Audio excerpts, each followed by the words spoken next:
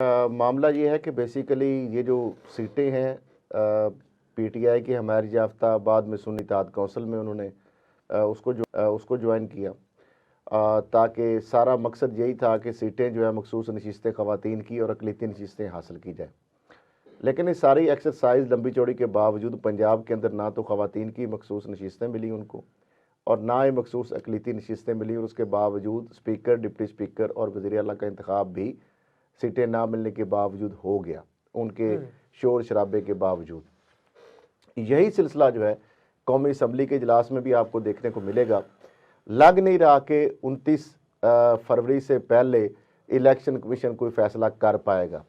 और अगर उसने फ़ैसला किया भी तो मुझे नहीं लगता कि वो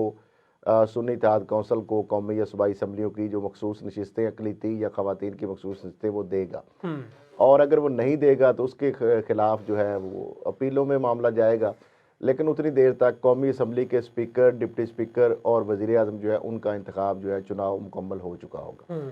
और खैबर पख्तूनख्वा में अक़लियती या मखसूस नशिस्तों के बगैर भी चूँकि उनके पास इतनी ज़्यादा अक्सरियत है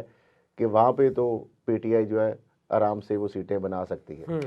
यानी अपनी हुकूमत बना सकती है। तो ये सूरत हाल है। लेकिन एक तरफ जो सदर पाकिस्तान है उन्होंने 29 जो फरवरी के हवाले से जो उनको भिजवाई गई एडवाइस इजलास के हवाले से रिक्वेजिशन की गई, लेकिन उन्होंने अपना एतराज़ लगा दिया,